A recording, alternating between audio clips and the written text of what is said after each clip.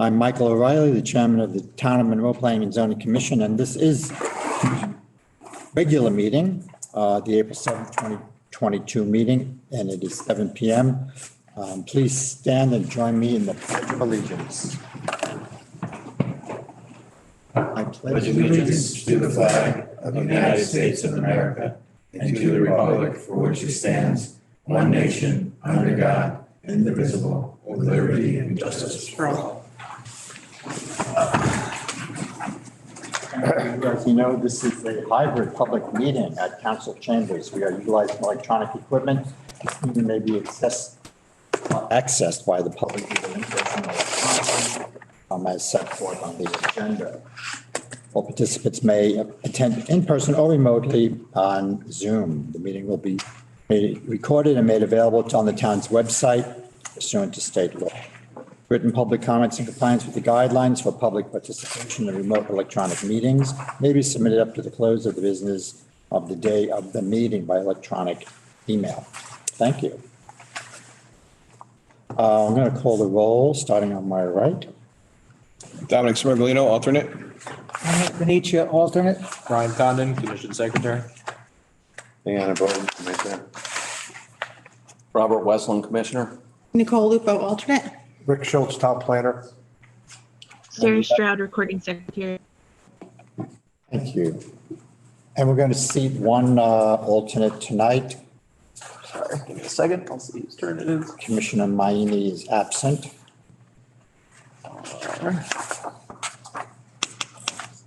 It is Dominic S.'s turn. Okay, Dominic.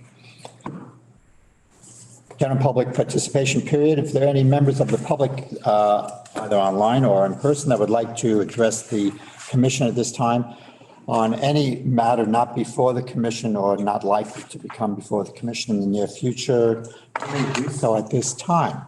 Please make yourselves known. Are there any members of the public here tonight? Are there any members of the public here or online that would like to participate in general public participation period? Hearing none, we'll move on to our public hearings.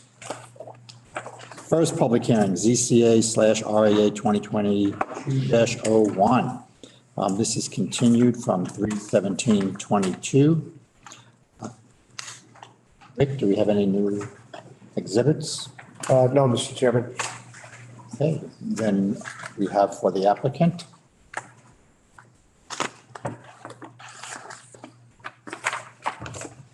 Good evening, members of the commission. For the record, my name is Kevin Soley. I'm a licensed professional in the state of Connecticut with Soley Engineering. Office is located right here in Monroe at 501 Main Street. So we're here tonight as a continuation of the last hearing. I think we had some really good, robust discussion as part of that last hearing. And we submitted some supplemental information in response to those discussions. We're just going to simply run through some of those additional things we incorporated into our proposal, and then have to answer any more questions that the commission may have. Rick, can I share? Yep.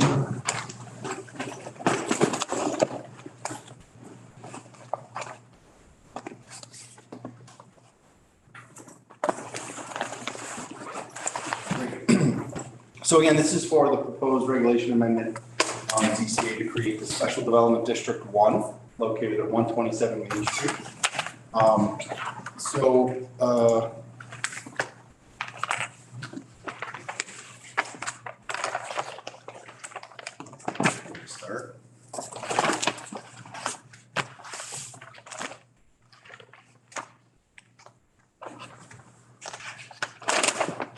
Here we go.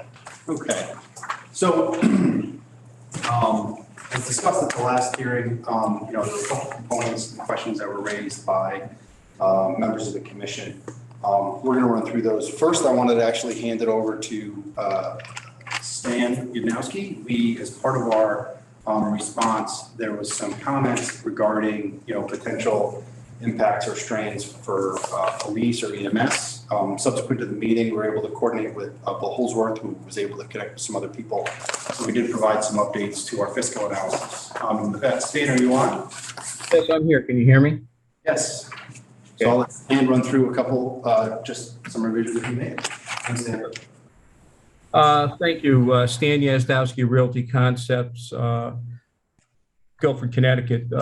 After the last meeting, there were some comments relating to the fiscal impact. So I went back and I put the numbers in that were the higher numbers. I increased the cost of education to a child to the $17,754 per student that I was given by the Board of Education. So I increased that amount to $301,818. I increased the impact by the police by one police officer with benefits that came to about $106,965. I used the EMS number that they provided of $113,693. The fire department was unchanged, and so was Public Works. So total estimated services increased to $558,125. And we had a net fiscal impact, which was positive to the town, of $598,587, plus or minus. It's an estimate. So if we add the $301,000 to the net fiscal impact that was positive, that's a total of $900,000 approximately. That would support a total of 50 school-age children at the $17,000 figure. I did talk to the school board. I called them. I spoke to them on March 28th. The current enrollment is now 3,446 students, which is an increase of 101 students since October 1st, 2021. Stephanie had 17 students out of the 101 went to the Stephanie Elementary School. The peak at Stephanie in 2014 was 474 students. Currently, that is 473. When I pressed to find out what the maximum number of students could be served at the Stephanie School, I didn't get an answer. That's something we'll have to go back to the school board to get an answer for. I asked one other question. I said, what was the reason for the increase? And I'll quote what was given to me by the Assistant Superintendent of Schools. It's typically that we see families move into the district during the course of a school year. We have seen an increase in this type of enrollment during the pandemic. And that is in line with other towns that I've talked to, that during the pandemic, there were increases in school-age children.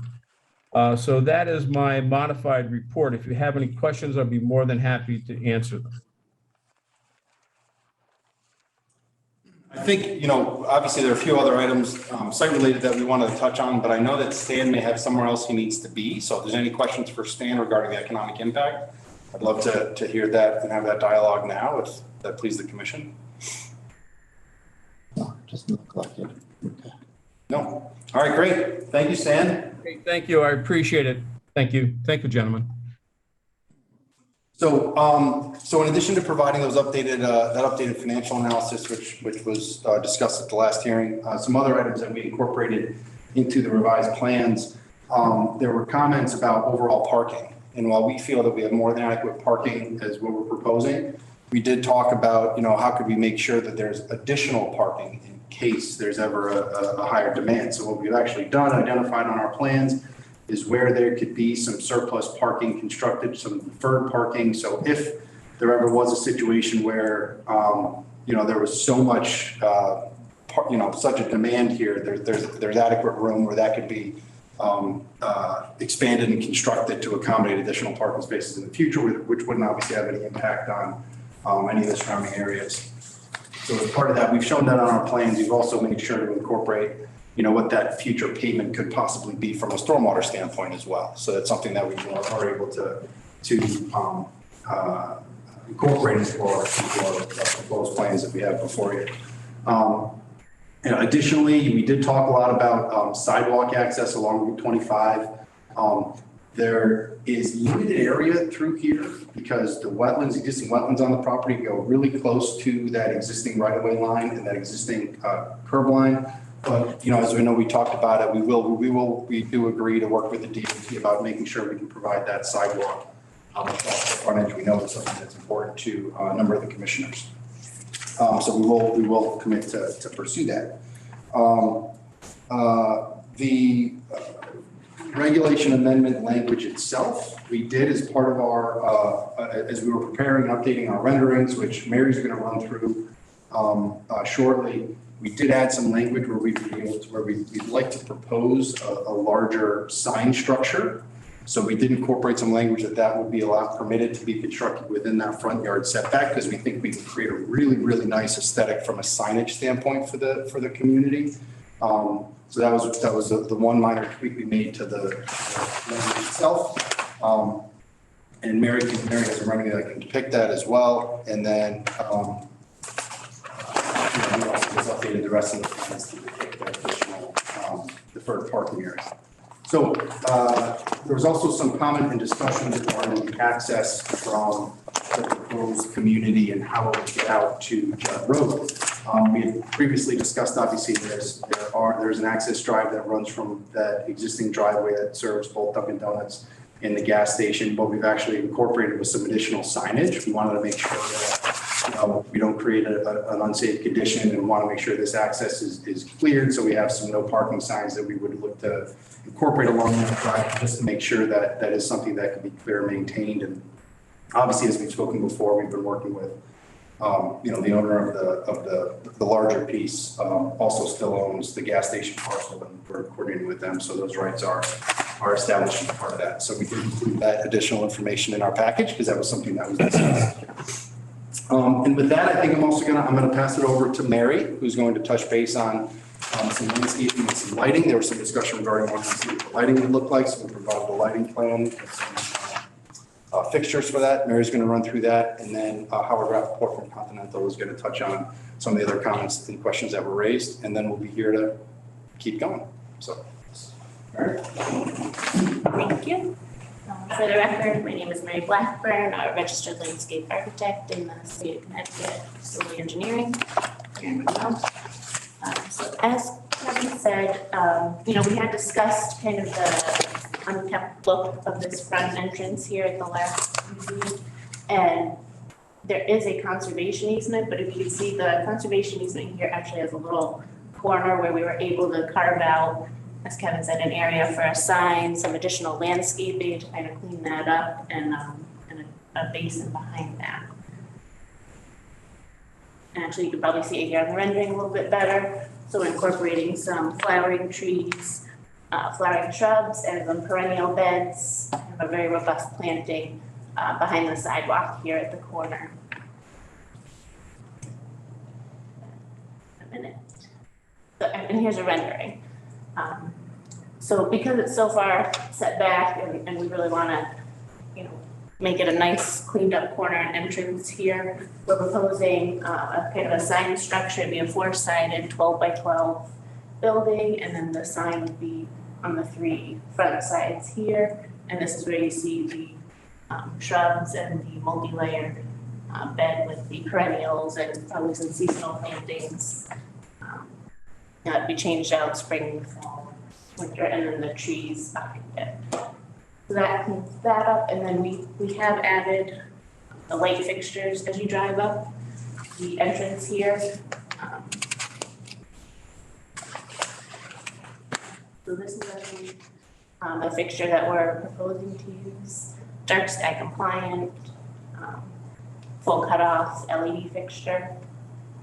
And we would propose 10-foot fixtures along the entry drive here, and that's mainly to keep the photometrics at 0.25 to comply with the regulations. The property light's pretty close on this side, and also to keep the light levels to a minimum in the wetlands. And then after that, we, right about here, we go up to a 12-foot fixture. And that would be continuing out to provide adequate lighting to all parking areas.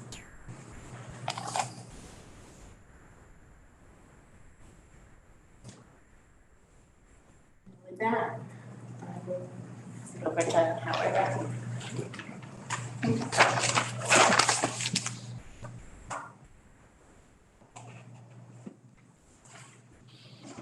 Evening. For the record, my name is Howard Rappaport with Continental Developers. Thank you for giving me the opportunity to address you tonight. I wanted to follow up on two issues. The first issue was some questions that were raised about how we handle noise transmission between units, side to side and up and down.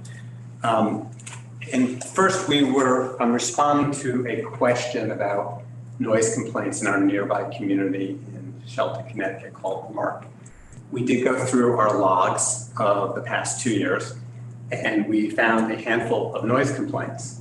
But I'm happy to report that in each and every case of those noise complaints, those tenants were evicted because it was not a function of normal day-to-day noise. It was almost people bouncing off the walls to the point where we sent what are called notices to quit. We went through housing court and that resulted in actual evictions because the people could not live in a multifamily community in the appropriate way that they should, being respectful of their neighbors. So I wanted to let you know that we did go through those logs and identify empirically kind of what happened there. So I wanted to address that. Secondly, what I wanted to explain, and if you have any questions, we have our director of construction who's available to participate remotely, Tom Albright. But we reached out to our architect so that he could summarize, and I'm going to summarize what he summarized to you, how the sound mitigation works both up and down, floor to floor, and side to side. So I'm just going to refer to some of my notes here. The 2018 State of Connecticut Building Code requires what's called a minimum STC and IEC. And I'm going to explain what STC and IIC are.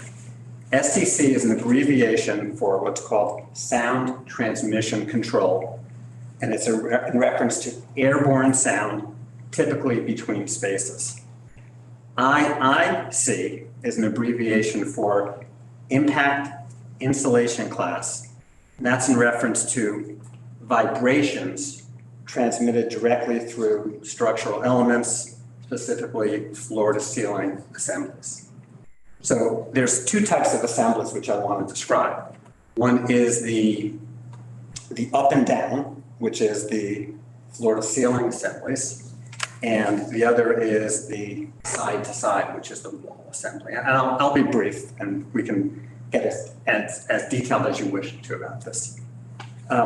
Starting with the typical floor to ceiling assemblies between dwelling units, we use what are called open web trusses between the different floors. On the underside of that, which would be the ceiling of the unit, for example, on the first floor, we have a 5-inch fire-rated gypsum board, which connects to what's called a resilient channel, which helps mitigate the noise transmission. Then we have the open web trusses. On top of that, we have a 5-inch, okay, I'm going to get this right, a 5-inch, we have a 1/4-inch thick acoustical underlayment. Above, pardon me, the bottom is a 3/4-inch thick OSB board. Above that is what's called a 1-inch thick, a 1/4-inch thick acoustical underlayment, and above that is a 1-inch thick gypsum underlayment. And this assembly creates an STC rating of 54 and an ICC rating of 53 to 54, which is in excess of the minimum standard from the state of Connecticut of 50 for STC and IIC. And I apologize for getting some of the thicknesses wrong. And again, Tom Albright, who's participating remotely, can clear this up and answer any questions that you have. In terms of the side-to-side dwelling separations and the assemblies side to side, we have 2 individual stud walls separated by a 1-inch airspace. The airspace is actually critical because that mitigates against the sound transmission. We use a 5-8 of an inch gypsum board and insulation, and that gives us an STC rating from 55 to 59, which is well above the code minimum of 50 in the state. So that's the assemblies. And before I move on to some other issues, I'm happy to answer any questions or to refer to have Tom come in and speak more specifically as he actually builds these structures. Any questions? Yeah. Sound mitigation? Go ahead.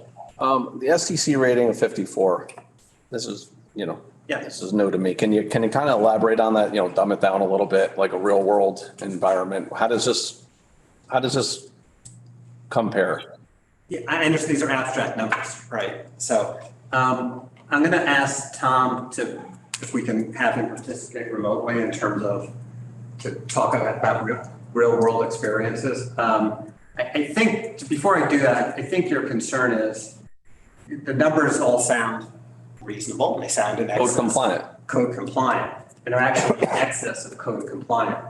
And we've, over the years, we've refined our approach with our architects to be more than just the minimum of 50. These are not soundproof apartments.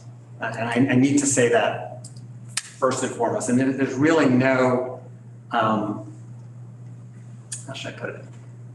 There's no truly reasonable construction classification that's going to give us soundproof apartments. But we think that this mitigates, and based on our experience, for example, in Shelton, where we went through 2 years of logs for 228 apartments, we think that and there were 6 complaints over the 2 years, and all of which resulted in evictions of people. We think that should anecdotally give you some comfort that we're not constructing a, I don't know exactly what to call it, but we're not constructing multifamily dwelling units where you can't live in peace and have your quiet enjoyment. So I think what these numbers do is that they, for lack of a better word, they keep developers honest, and they force developers to use appropriate construction techniques.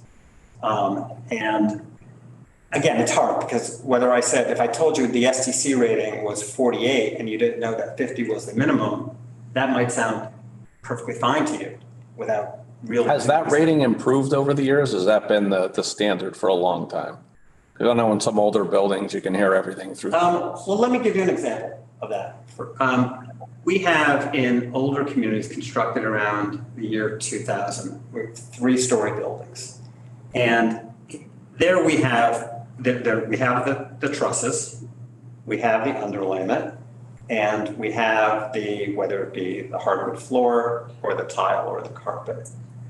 But what we started doing around 2010 is we started pouring this gypcrete floor, which is like a mini concrete floor, which below that has this rubber underlayment to mitigate against the sound. So over time, new products have developed. First there was the gypcrete, then everyone realized that you needed to create a shock absorber, which is what the underlayment is. So I don't know if this answers your question, but over time it's been refined, particularly on the ceiling assemblies. Also the staggered studs kind of create that as well. Got it. So, okay. Thank you. Thank you. Okay, any other questions? Okay. The other question or comment that came up was a question about occupancy restrictions and how we ensure that although we have 1 or 2 people on a lease, that we don't wind up with 4 people in an apartment where we're supposed to only have 1 person. So just, I want to give you a sense of what we think is a vigorous monitoring system that we have in place to ensure that there's no over occupancy. First off, our application process permits only up to 2 persons per bedroom plus 1 child per bedroom under the age of 2. We note that on the lease, that's part of the lease. We then do a biannual inspection, twice per year, where our personnel go into the apartment and they inspect each and every dwelling unit to check and determine if there is any evidence of additional occupants. So this is kind of the first screening that we do. We're looking mostly for mattresses, closets, or beds or something that just don't seem quite right to us. But aside from that, what we're also doing is we're looking out for other red flags, such as everyone who has an automobile has to have that registered with us. And we look for cars that are not registered, that are not clearly guests. We look for additional people who are at the pool or who are at events whom we don't recognize. And most importantly, we're checking mail and packages to see whether or not there are names that mail or packages are being delivered to for people who are not on the leases. With respect to subletting and Airbnb, which has obviously emerged as a phenomenon, our lease expressly prohibits it.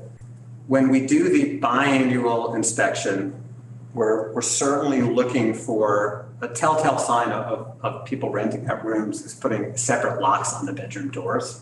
So we're looking for different indicia to try to tell us, hey, something's really not right here. Again, we're looking again at the mail, at the cars. So I think that this represents for us and we do this at all of our communities, a fairly vigorous monitoring system. As landlords, over occupancy absolutely hurts our operations. Our units experience much more wear and tear if there are too many people in the unit. Our parking availability becomes very challenged if there are more cars because there's over occupancy. And our common spaces simply will not function as well if they're overpopulated. So we take over occupancy seriously and we're diligent in monitoring it because it's to our benefit to monitor it. So if you have any questions about over occupancy or how we try to address it, happy to answer any questions you have.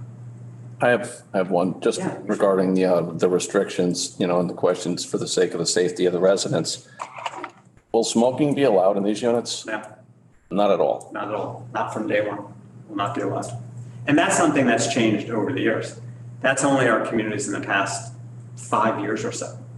And we have found that we have to institute that when we first open the community, because if people move in who don't understand that that's a restriction, and then you try to impose it, very, very hard to do that.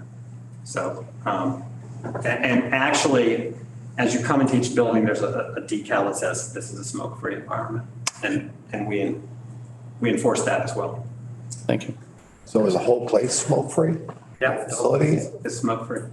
You don't have any smoking area? We don't. There will be people who will light up a cigar or cigarette, I'm sure. So you don't have a designated area? We don't have a designated area because then we find that just clusters people, and then people who are non-smokers are trying to avoid that.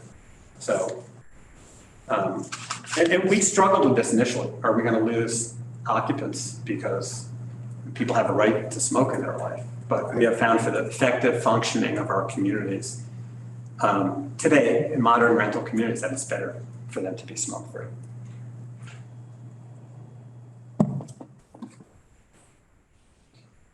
Any other questions? Thank you. Thank you, Howard. So just kind of in summation, I think, we've tried to be very responsive to the discussion held at the last meeting. One other element that I think I just want to touch on quickly, as part of the PDD process and the overall requirements has the affordability component.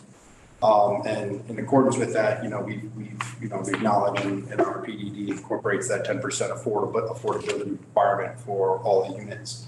I think, just the process in which that gets administered. In a lot of other communities, there's a housing authority which will kind of oversee and create a mechanism in which how those units are kind of documented and managed. I think, we'd obviously want to work with the town and the land use staff to make sure we're satisfying those requirements. I think the recommendation would likely be, an annual report that the developer provides to the land use staff, to planning and zoning, that kind of shows and establishes what those units are, how they're being monitored and maintained. Because obviously that's a big component of adopting these types of projects and opportunities, that affordability component. There has to be a mechanism to demonstrate compliance with that. So I think that's just something that, obviously I wanted to make sure we brought up as part of this process, because it's an important component to what we're proposing to do. And I think with that, again, any other questions that the commission has, I think, again, in summation, we're proposing proposed regulation amendment to establish PDD number 1, which would allow for this development to move forward. As we talked about at the last hearing, this is another step in the process. Subsequent to this approval, we'd be coming forward with, fully detailed set of design drawings. We'd go to the Wetlands Commission, and then we come to this commission for a formal approval of the overall plans. But obviously this is the next step. And, we greatly appreciate the commission's consideration. Do we have any questions? I got a question. You can start on my right. Dominic? As far as the additional parking area, is that going to be like a definite paved area, or is that more like an auxiliary? It's an auxiliary deferred area. And I think, we based on our experience, based on Howard's experience operating these facilities, we believe we've designed this to have adequate parking to account for both the residents and visitors. But I know at the last hearing, I know Commissioner Mahini, who isn't here tonight, he was definitely concerned and wanted to make sure we don't create a situation where we're short on parking. So what we just did is we basically identified the area.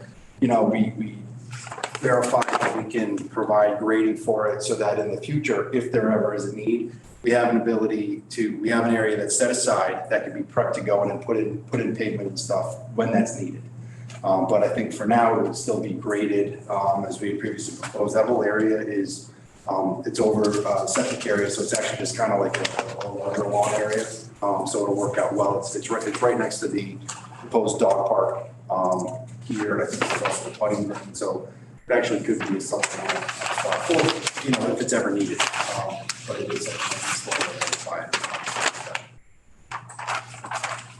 Thank you. Dominic? No questions, just kind of want to reiterate that we're just approving right now the amendment, and then a site plan is going to come in front of us later. So some of this plan that we're looking at right now could change per them without any of our requests. So we could be looking at something different in the future, which is okay. I'd suggest maybe considering elevators again, because I do know that's kind of something that this commission seems, or at least some members think might be necessary for those 3 stories, but I'll leave that up to you guys. And yeah, that's about it. The other question is, how many, like you have other developments like this, how many of them have septics? I'm not sure if any of Howard's communities are on septic, but there are certainly quite a few communities like this that are on septic. As I mentioned before, we've been working closely with Matt Pollack with the Department of Public Health. We've talked about a number of different projects that he's worked with that are comparable to this. So, and again, we've done, as I mentioned at the last hearing, this was Septic J's property. Right. And Jay Keeler has done. No, I know that it has the capacity. I got all that part, but I'm saying that how's it going to be maintained? Imagine that we could take that up and come in front of us, but.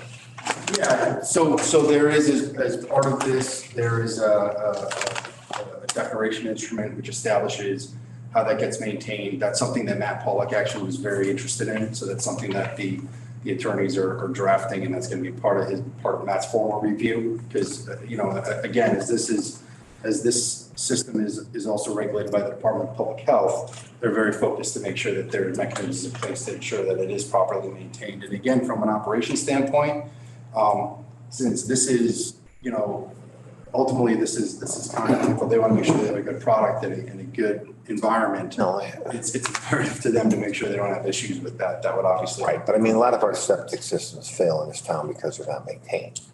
So the health department comes up with some kind of a plan or some kind of, that you turn in documents as you have it pumped or maintained, or how does that work? So it's regulated not only with local health department, but also the Department of Public Health. So there aren't specific requirements for routine maintenance and records, but it's certainly something that's going to be completed. And I guess if, I think they'd be happy to provide, the maintenance records that go along with it.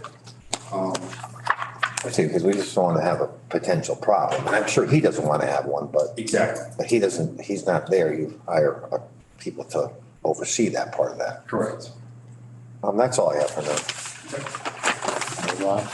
Yeah, I mean, I wasn't at the last meeting, so a couple of these questions may be redundant from the last meeting. I just want to kind of get up to speed concerning the fiscal impact with a net positive of 598 we were seeing early on. How many students was that projected? 17. 17 student. And septic system that's designed on here now is pretty elaborate based on the amount of buildings. Is that all gravity fed, or is that an engineered pump system? All gravity fed. So the topography allowed for, and that the same for the reserve area? Yes, that's correct.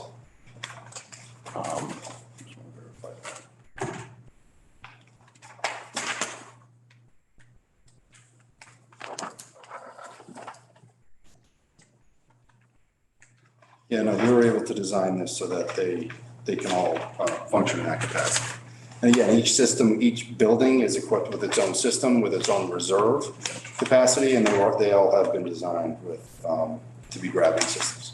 Now, if we're going to consider, overflow parking on top of the reserve area, the impervious, it's going to change, obviously. The system's going to change with all that impervious matter on top of that system. Is that going to change the way the reserve is going to work at that point? It won't, because all of those systems are designed, to be H20 loaded. So the systems that we're proposing can be utilized in both, lawn or landscaped areas or within parking lots. So it's a traditional system, not a soil air or air? Correct. Okay. Now, as far as the occupants here, is the owner targeting, buyers who plan on occupying the units or for investment purposes, or is there a blend? Is there any kind of standard on that as far as them being available as rentals? So, it's a rental. It's a rental community. So all of the apartments are available. They're not going to be owner occupied at all? No. Gotcha. And the buildings, the way this is laid out, the buildings, how visible are they going to be from?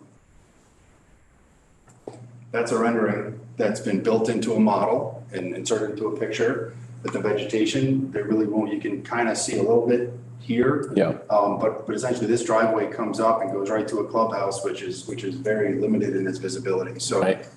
Just based on the setting that we're in and the site that we're in, it's kind of really just kind of fade into the background. Got it. That's all I have. Geez, sorry about that. Thank you, Howard and Stan, for coming back with some of those numbers and questions we had last time. I think everyone answered my questions.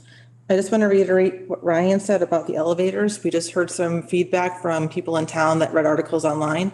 And some of their feedback too was they were disappointed that it wouldn't offer elevators. That was something I think they were potentially looking at maybe downsizing or going into here, but that was a turn off for them that there was none. So just wanted to provide that feedback, but thank you for updating us on all the questions we had. Okay, well, thank you. Let's go to the public now.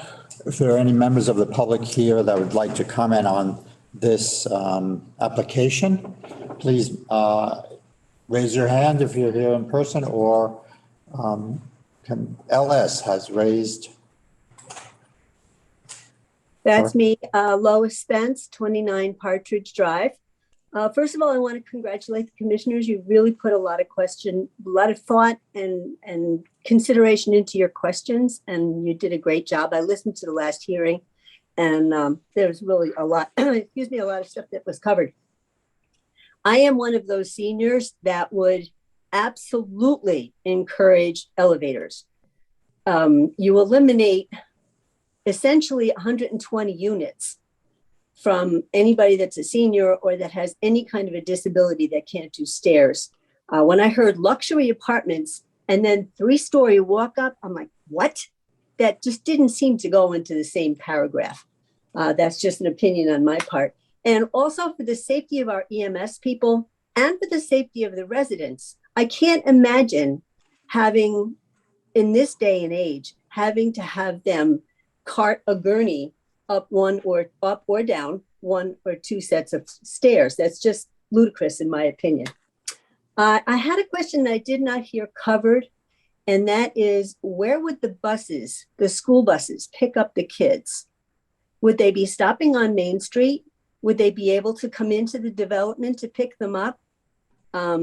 We're talking about potentially six buses a day. And I was thinking that if they're going to stop on Main Street, that would be an extremely challenging and dangerous thing to have happen. Another one is the safety of that corner. I'm seriously concerned. First of all, I think the development sounds fine. I have no problem with that. But right now, that corner is very dangerous as it is. There's almost always a queue, a northbound queue that's trying to turn on to Judd Road. And then you've got the people that are turning south from Old Newtown, as well as the people turning south from Judd Road, as well as the people coming in and out of Dutchess, and the occasional bonehead that leaves the Shell station and decides they have to go across Main Street to try to get into that solidly packed northbound queue. So they block all the southbound traffic.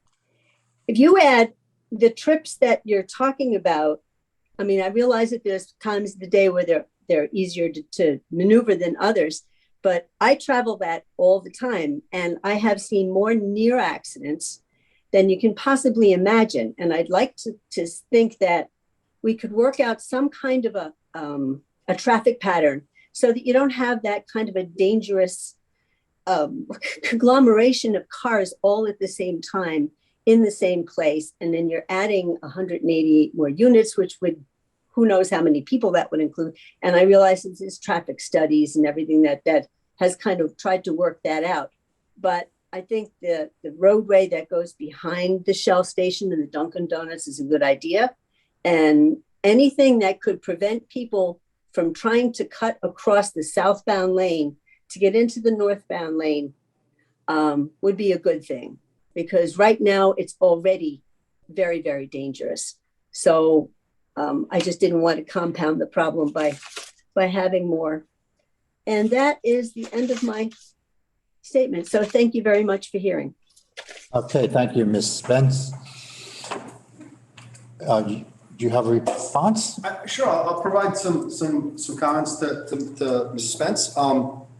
Just really quick on the buses, I think, one of the things that we've obviously made sure that the site has been laid out for is that it can accommodate, emergency vehicles, fire trucks, school buses, things like that. I think Howard mentioned that his communities are roughly 50-50 between if buses come into the developments or if they stay on the main roads. I would certainly anticipate that, we would likely not be stopping directly on 25. But that's something that I'm sure will be worked out between the school board and All-Star Transportation.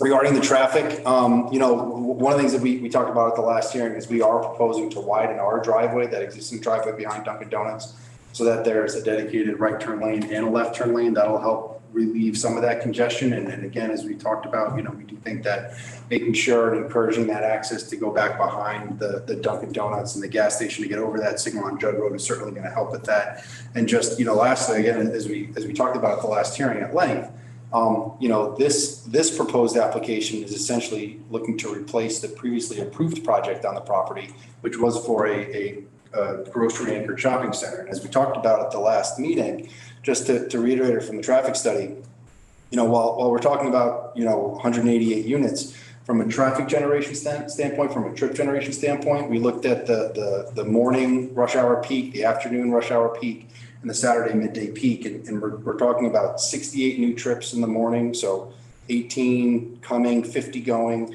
83 trips in the afternoon, 50 coming home, 33 leaving, and then only 83 trips on a Saturday during that, peak midday period. So 41 coming, 42 going. So, and when you look at the trips associated with what the previous development was, it's a 76% reduction from what was previously there for the morning, 91% in the afternoon, and 92% on Saturday. So this really is, from a land use standpoint, from a planning standpoint, this is a really great use to locate in this particular area, especially with some of that congestion. I think that was it. Hopefully I addressed their comments. Are there any other questions or comments by the public? If there are, please raise your hand. Any other comments from the public online or in person? Seeing none, any other comments by the commissioners or questions? If not, then we'll hand it off to you, Mr. Solly, to wrap up. And Well, again, just in summation, this is a proposed regulation amendment to create PDD number 1 in the town of Monroe. We're really excited to have been been able to have been a part of creating that planning process in the first place, and then we're excited to see what this development can mean for the community. And we hope the commission views it favorably, and we look to be back before you with the next step. It's SDD number 1. Oh, excuse me, SDD, that's correct. okay, thank you, Mr. Solly. Special Development District number 1, yes, thank you. And we will close this hearing. Thank you. Moving on to the next public hearing, we have an open space plan that will be added to the 2021 POCD. Ryan, do you have? Yes, I do. In accordance with CGS 8-7D, a public hearing will be held on Thursday, April 7th, 2022 at 7 p.m. or soon thereafter via hybrid Zoom meeting with access via the internet and phone, and limited in-person attendees located at Monroe Town Hall Chambers. Draft open space plan dated November 18th, 2021 as a supplement to the 2021 POCD. Copies are available to be reviewed in the Planning and Zoning Department. Notice was published twice in Voices, Wednesday, March 23rd and Wednesday, March 30th. Thank you, Ryan. Just a note, this is a descriptive open space plan. This is not regulatory. There are no regulations involved in this. There are no maintenance sections of this plan. Those may be coming down at a later date. The exhibits, Mr. Chairman. Go ahead. Exhibit number 1 is the final draft open space plan dated 18th, 2021. Exhibit number 2, referrals to the Connecticut Metropolitan Council of Governments, North Valley Council of Governments, Council of Governments. Exhibit number 3 is the all 3. And that is all, Mr. Chairman. Okay. Do you want to speak to this or? Aaron, do you want to say something? I think Barbara. Oh, is Barbara Barbara Thomas. something? Hi, this is Barbara Thomas. I'm Chair of the Monroe Conservation Commission, and the address is 3 Wheeler Road, Monroe. So this is basically, something that was stated in the POCD that there would be a supplemental open space plan. So that's what this is. And it says that on page 58 of the POCD that was updated for 2021. And what we did was we reviewed many other towns' open space plans and came up with the categories that are in the plan. We reviewed information from EPA and Connecticut DEP. And what we want to do is come up with kind of a current state. So it does, if, as you read through it, obviously it shows what the current parcels are. We got a large spreadsheet from MetroCog and sorted those out into various categories. And it's, we also obviously put in there the information about why open space is important, very specifically, obviously, ecologically, it's critical, but it's very important for recreation, for town residents and for other people who want to come and use some of the trails and parks. And then also what's in there is how to preserve the land. It's lovely if somebody wants to come and donate some of their open space, but that's not always going to happen. So there are a number of different ways to get grants and so forth. So we listed those out. So it was created as something that could show, what the current state is, what is open space, how it's divided, and we obviously will continue to work on this. I think it's a document that we'll work on over the years and, come back with maybe some changes at some point as we look at it. We also have one, it's in the POCD, one area where it shows areas of interest, and a lot of the areas of interest for future preservation are to connect existing open space parcels and areas that are important for ecologically for habitat and things like that. So do you have any questions? Okay, thank you, Barbara. We'll go ahead with, do we have any questions from the commissioners? Nope. I just wanted to make sure the definition of open space in the plan is the same as how it's defined within our regulations. I'm not sure if. Oh, that's totally consistent. It is? Okay. Just wanted to make sure, just so we don't have two different definitions. Okay. Besides that, I like it. Well, then let's go to the public. If there are any members of the public here tonight that would like to comment on the open space plan that is proposed. Any members of the public online that would like to comment on this plan? Seeing none, no other questions. Would you like to sum up, Barbara? Just basically, again, it is current state. It doesn't, we will be working on it in the future. We'd like to see how we could connect some open, some parcels. You'd mentioned property management, open space management. So that is something we have asked planning and zoning to give us some parameters about that can be, very extensive. We've read some management plans from other towns, and most do involve, surveying properties to look at, what's on there, the terrains, the types of trees, the types of vegetation, whether there's vernal pools and things like that. So, we would like to get that management plan together, but we need some of your time to talk about what your objectives are, what direction you'd like us to go with that. Okay, thank you, Barbara Thomas. So with that, we will close this public hearing and move on to the next. Next, we have several text amendments. These are in accordance with PA 21-29, where we are, the Monroe Planning and Zoning Commission, proposing to opt out of the 3 items: temporary healthcare structures, limitations of parking spaces for dwelling units and accessory apartments.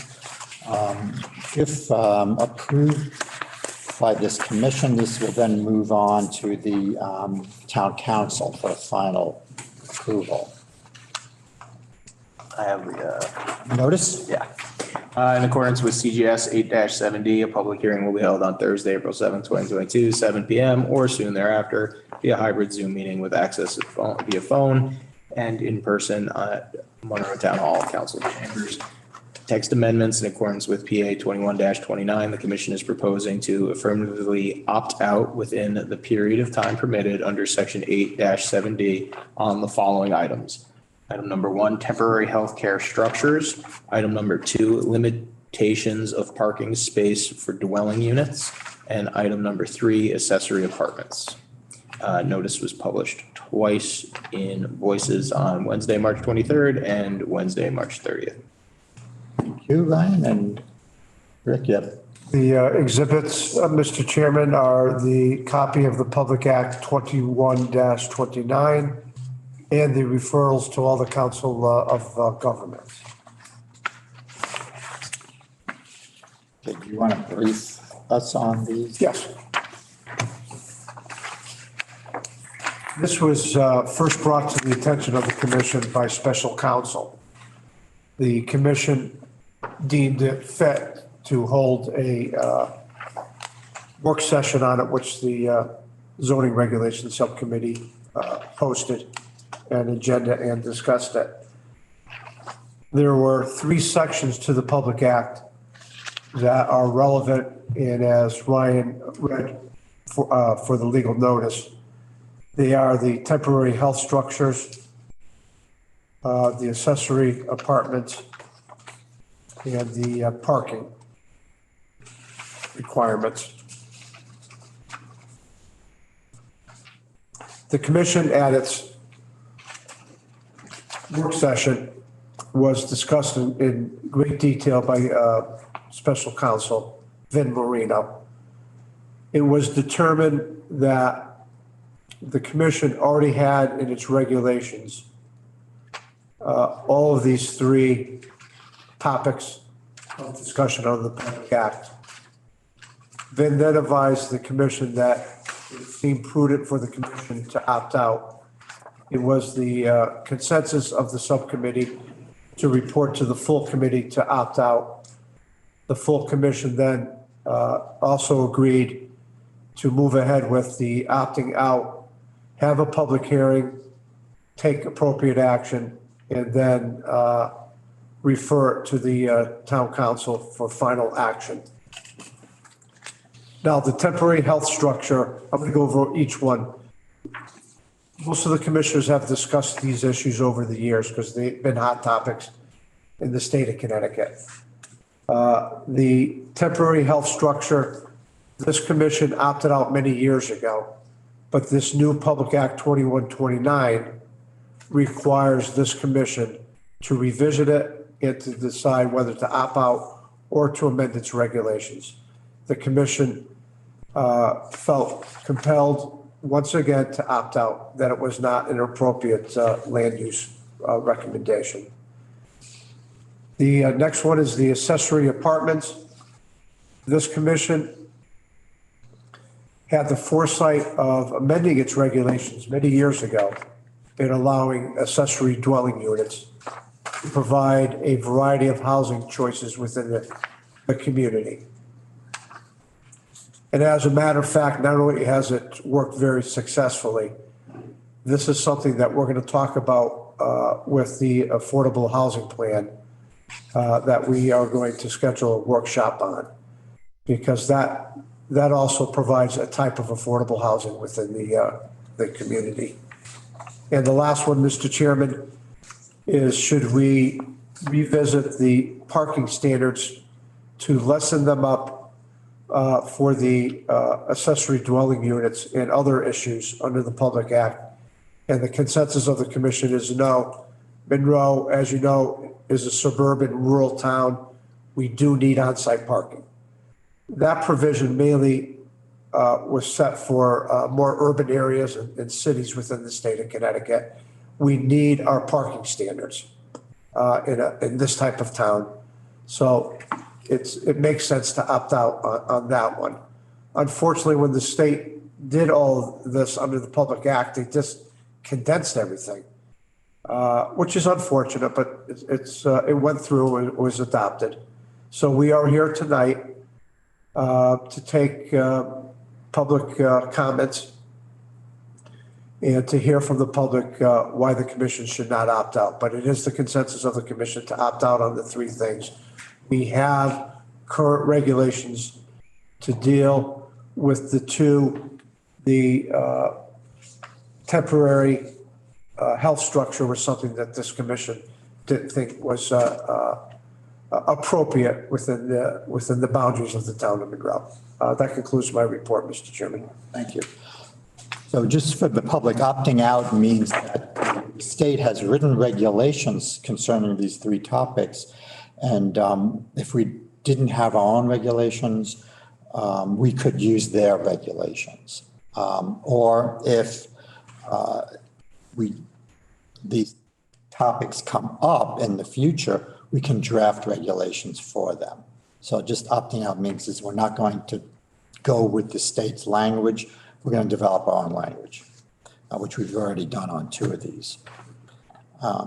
So are there any members of the public here tonight that would like to comment or have any questions on these 3 resolutions?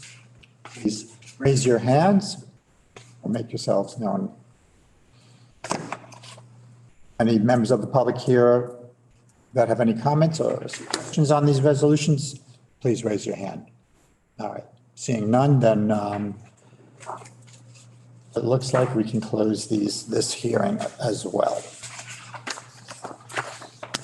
I have a quick question, Mike.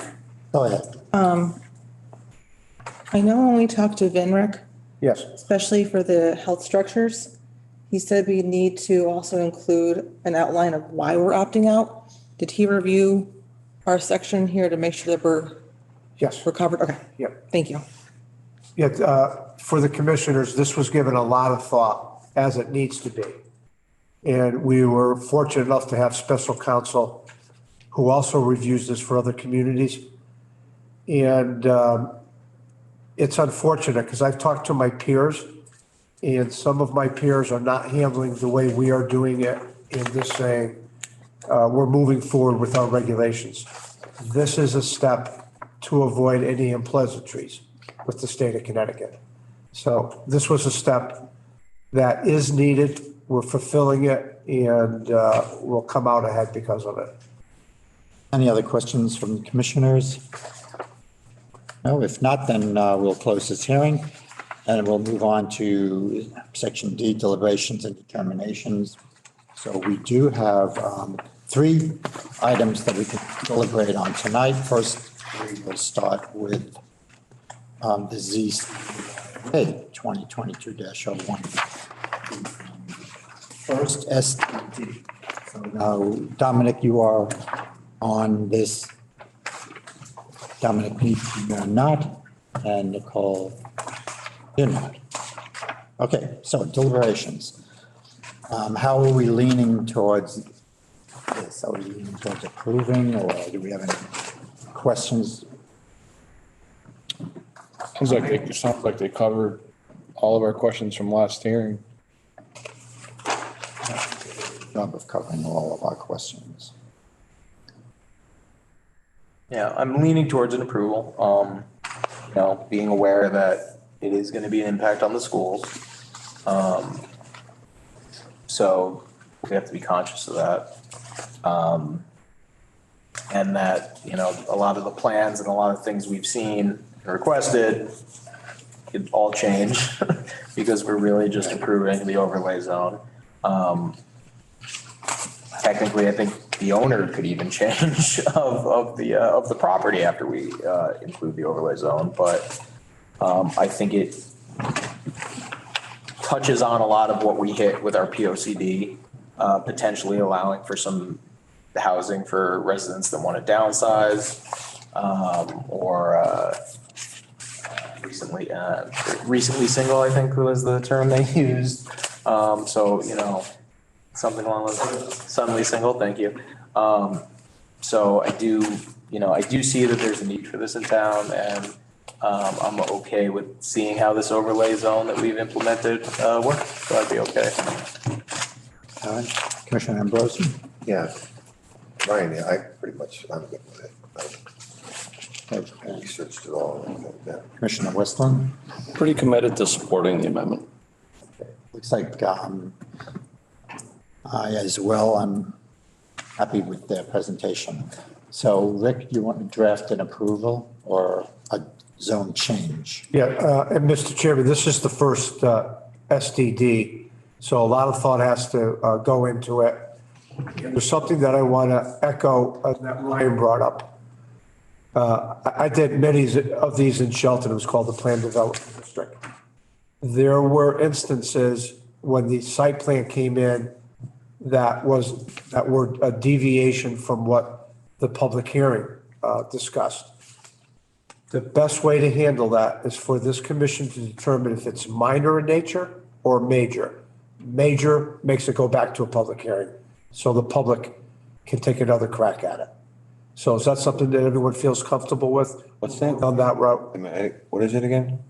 You would have to make a determination that if it's a minor change, you can proceed administratively with the site plan. If it's significant, we called it major, and that precipitated it going back to a public hearing, so you can get public input in it. Because things change, as we know. And this regulation is very, very important.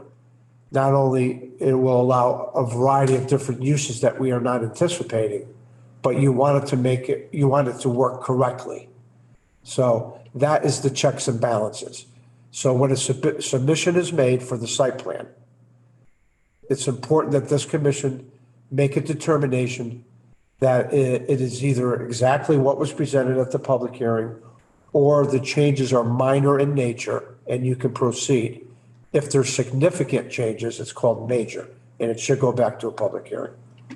So I thought we were approving the use. We are, it'll be a site plan. Right. Yeah, we have to We're review approving site. the But we're use. still gonna have to review Yeah, it. you're looking at the conceptual. Gonna have to come in with. Yes, So they present it to us, but it's not a public hearing? right. Then it'll be Site another plan's public on. hearing. No, it's administrative action.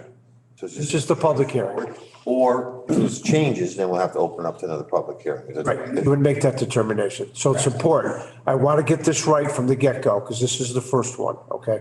So I'll go over that with you. So if they come back and they say we added elevators into the buildings, then that might not be He was drastic. concerned. We might So be what like, I'm saying, okay. so or if it's- but so, like Ryan was saying, that he would think that we want to have elevators in there. We would like to discuss that. Well- See what they bring back. Yeah, I mean. Well, no, I so don't know that. We is don't that- know what they're gonna bring back. Is them putting an because- elevator in there gonna be a big change? I mean, for Well, them, it's probably a enough- big change, but what? It will change the footprint. The footprint, The yeah. footprint of the, right. It changes the number of the apartments too, or whatever. Could conceivably. Could conceivably, it could change the footprint. Like I'm saying, I don't want to get into where we're approving something and then we can't make changes on it. Because he has changes already that Ryan was getting, and I agree with him. There may be some people in this town that would like to have elevators. So when you receive the next submission, staff will go over all of the changes. You'll make a determination, minor or major. It's basically the same. But if it stays the same, like, I'm just trying to get this clarified before we vote on this or do anything with this. If it stays the same,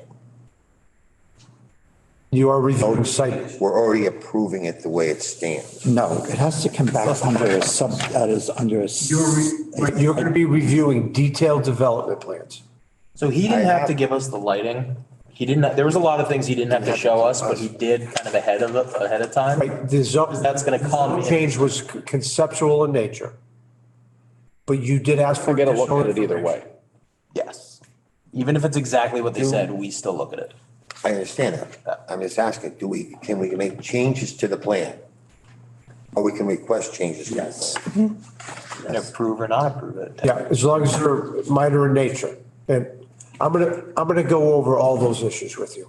When the submission is made, I'm gonna say it's consistent with what the commission heard at the public hearing.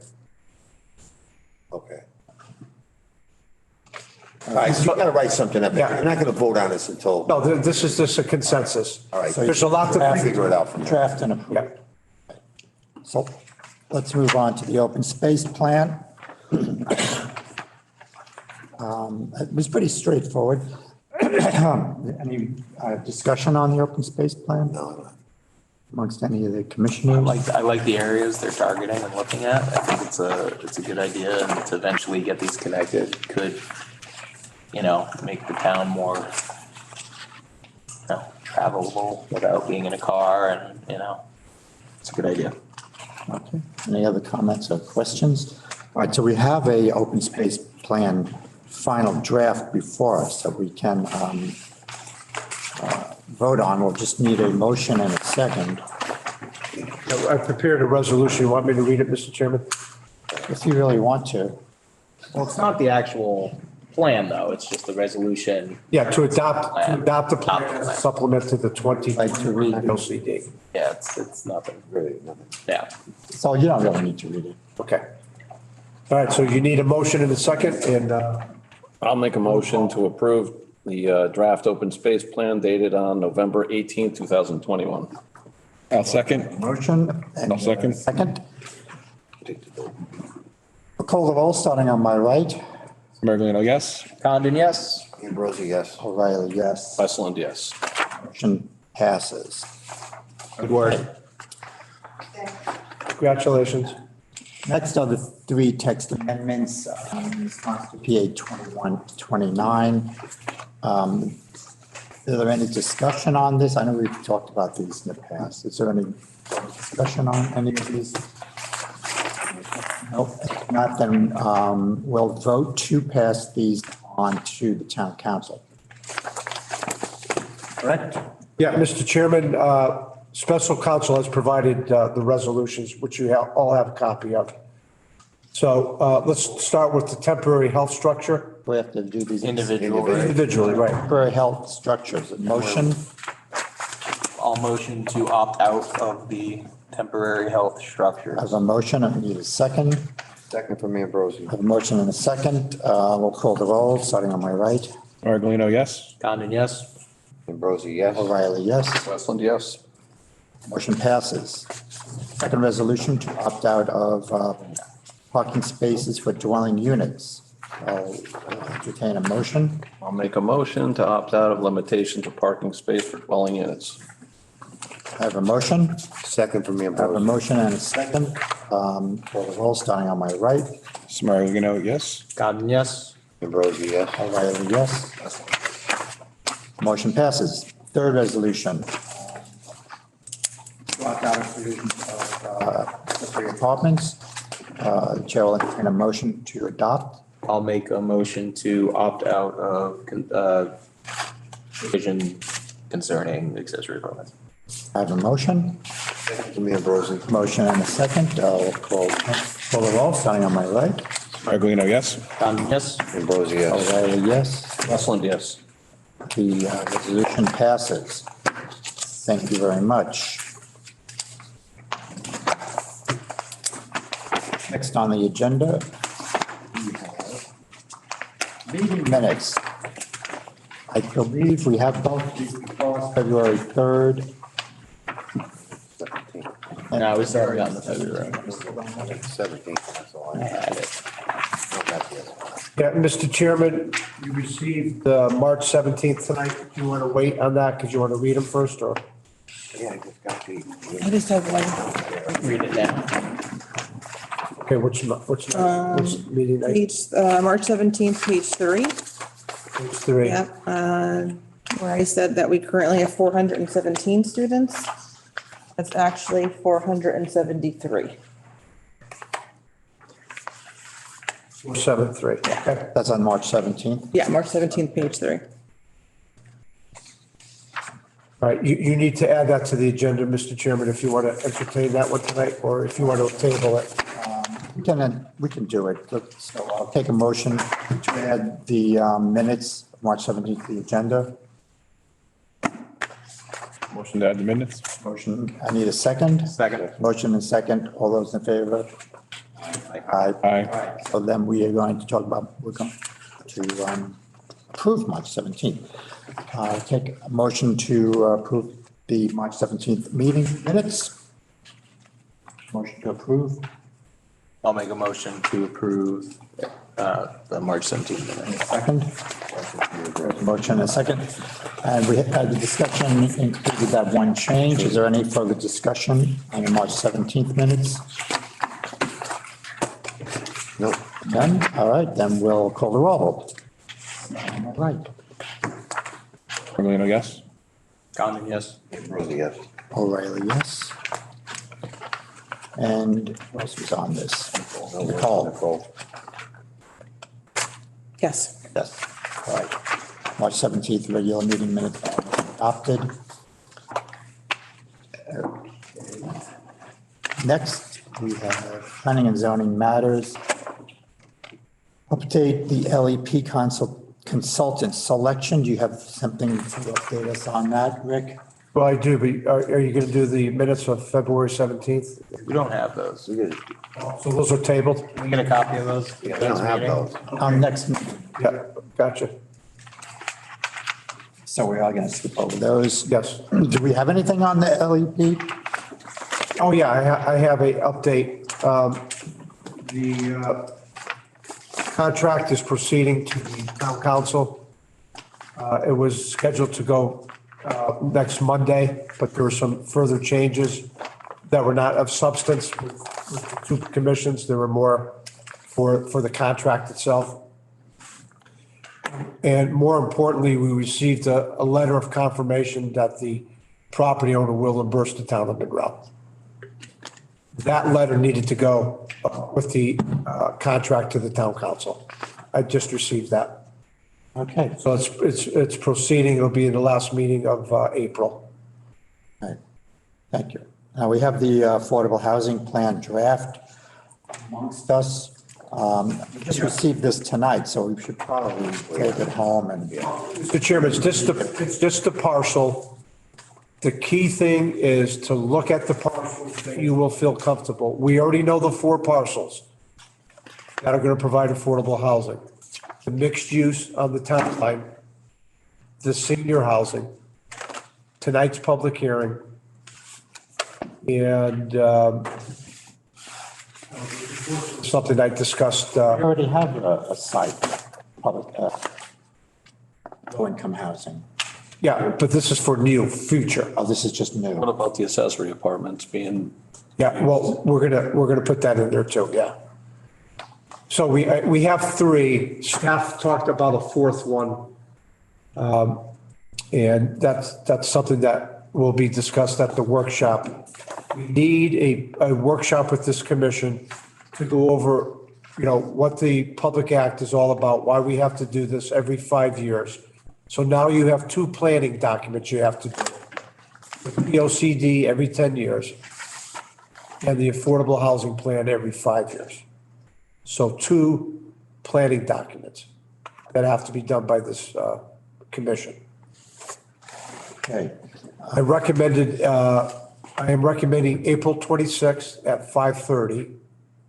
That is a Tuesday. I was recommending the 19th, but several commissioners could not attend. It's going to be a workshop for all members. This is a workshop for all the members. Yeah, that's what I was questioning. And what's your preference, to have it in the annex table? Because that's easier to look at maps, or you want it here, Mr. Chairman? Annex. Probably the next one. And you said 5:30 on the 26th? 5:30. So please start thinking about the parcels on Route 25.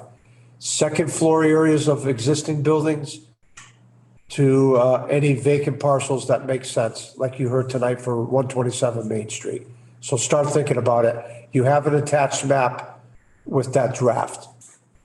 So I'll put that together, Mr. Chairman, okay? That is for April 26th at 5:30. Thank you. Commissioner reports, Chairman's report. I don't have a report tonight. Commissioners, any commissioner reports? Rick, do you have any staff report other than? No, that'll be at our next meeting. We have 3 public hearings for our next meeting, so we have a large agenda plus the resolution on tonight's meeting. What are the public hearings? New gas station, convenience store, industrial buildings on Pepper Street. That's pretty straightforward. The third one, I lost my recollection on it, but there are 3. Where's the new gas station? It's the old R&, building. The old what? It's with an R. R&R? They used to do repairs. RER. Right across from, Near Dutchess? Yes. you want to be a gas station? Yeah, I don't think so.